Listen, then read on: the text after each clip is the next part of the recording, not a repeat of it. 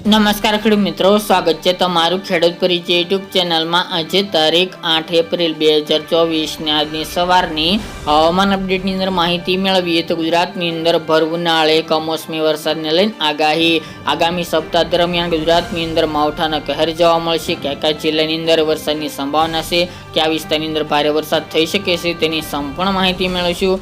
આ સાથે આગામી દિવસ દરમિયાન તાપમાન રેકોર્ડ બ્રેક સપાટી ઉપર પહોંચે તેવી સંભાવના, ભયંકર ગરમી પડી શકે છે તેની પણ અપડેટ મેળવીશું। ચેનલમાં નવા હોય તો ચેનલને સબસ્ક્રાઇબ કરી દેજો અને વિડીયોને લાઇક આપીને શેર કરી દેજો। વાત કરવા જઈએ તો વેસ્ટર્ન ડિસ્ટર્બન્સની અસર આગામી સપ્તાહ દરમિયાન ગુજરાતની અંદર જોવા મળશે। આ વેસ્ટર્ન ડિસ્ટર્બન્સ મોટું હોવાને કારણે ગુજરાતના ઘણા બધા વિસ્તારોને અસર થઈ શકે છે। હવામાન વિભાગની આગાહી પ્રમાણે વાત કરવા જઈએ તો ગુજરાતની અંદર 11 એપ્રિલથી હવામાનમાં પલટો આવે તેવી સંભાવના છે, જેના કારણે કચ્છના બોર્ડર લાગુ વિસ્તાર અને ઉત્તર ગુજરાતના સાબરકાંઠા, બનાસકાંઠા જેવા વિસ્તારોની અંદર હવામાનમાં એક પલટો જોવા મળશે અને અમુક જગ્યાએ વરસાદી ઝાપટા પડી શકે છે। આ સાથે જ આગામી 13 તારીખથી વરસાદની તીવ્રતા અને વિસ્તારમાં નોંધપાત્ર રીતે વધારો થાય તેવી પણ સંભાવના રહેલી છે। ચોક્કસપણે આ સિસ્ટમને કારણે ગુજરાતની અંદર માવઠું થઈ શકે છે, પરંતુ વિસ્તાર વાઇઝ વાત કરવા જઈએ તો જેમની અંદર વધુ વરસાદની સંભાવના ઉત્તર ગુજરાતના સાબરકાંઠા, બનાસકાંઠા, પાટણ, મહેસાણા, અરવલ્લી આ 5 જિલ્લામાં શક્યતા છે, જ્યારે કચ્છના તમામ વિસ્તારો ધોળાવીરા, ભુજ, ભચાઉ, લોધરાની, રાપર, અડેસર આ તમામ ક્ષેત્રોની અંદર વરસાદની સંભાવના વધુ જોવા મળી રહી છે। સૌરાષ્ટ્રની વાત કરવા જઈએ તો રાજકોટ, જસદણ, ગોંડલ, સુરેન્દ્રનગર, મોરબી, ધંધુકા, લીંબડી, ભોગાવો, ધ્રાંગધ્રા એ વિસ્તાર અને બોટાદ સાથે જ જૂનાગઢના વિસ્તારોની અંદર પણ મધ્યમ તો ભારે વરસાદ વરસી શકે છે, જ્યારે દ્વારકા, જામનગર અને મોરબી એ વિસ્તારની અંદર પણ સામાન્યથી લઈને મધ્યમ તો કોઈક જગ્યાએ ભારે વરસાદ વરસી શકે છે।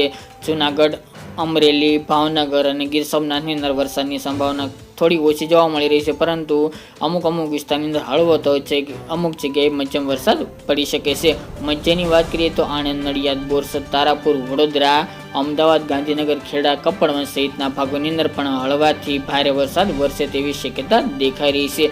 આ માવઠું આમ ગણવા જઈએ તો સાર્વત્રિક માવઠું ગણી શકાય, કારણ કે ગુજરાતના મોટાભાગના વિસ્તારની અંદર આ સિસ્ટમની અસર જોવા મળી શકે છે। પૂર્વની વાત કરીએ તો મહીસાગર જિલ્લો છે, પંચમહાલ, દાહોદ, ગોધરા, છોટાઉદેપુર અને નર્મદા જેવા વિસ્તારોની અંદર પણ હળવાથી સામાન્ય વરસાદની ઝાપટાની શક્યતા દેખાઈ રહી છે। દક્ષિણની અંદર ભરૂચ, અંકલેશ્વર, બારડોલી, આણંદ એ વિસ્તારની અંદર પણ સામાન્ય વરસાદી ઝાપટા પડી શકે છે।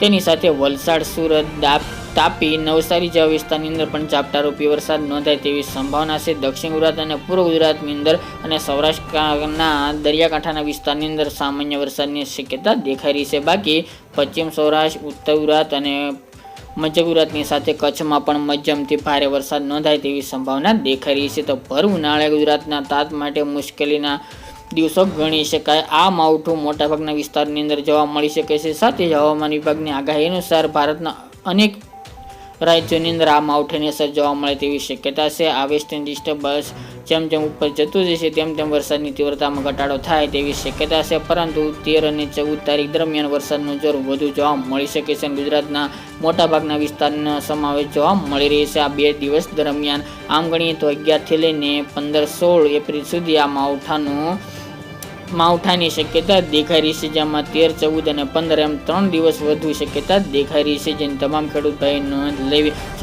જો આમાં સિસ્ટમમાં ફેરફાર હશે તો અવશ્ય માહિતી આપતા રહીશું, પરંતુ હાલની અપડેટ મુજબ ચોક્કસપણે આ માવઠું ગુજરાતની અંદર પડે તેવી શક્યતા રહેલી છે। તે ઉપરાંત વાત કરીએ તો તાપમાનની, ખાસ કરીને તાપમાનમાં આગામી દિવસ દરમિયાન મોટો વધારો થાય તેવી શક્યતા રહેલી છે। તો મિત્રો, આ અત્યારની વહેલી સવારની અપડેટ